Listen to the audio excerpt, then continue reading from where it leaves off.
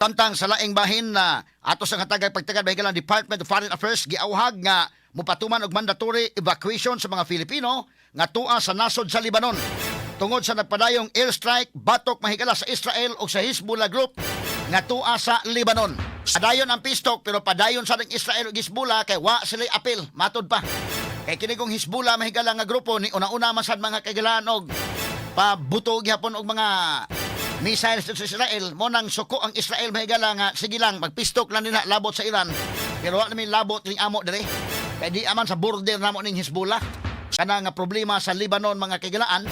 dili ang entire Lebanon kundi grupo lang nga Hezbollah diha mahigala sa Lebanon pa man mahuman kay pa man ang ceasefire effective pa man mga higala no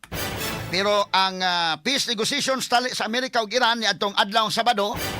way nakabot nga kasabutan aron pagtapos sa conflict diha sa Middle East. Tungod nini si US President Donald Trump nimando sa US Navy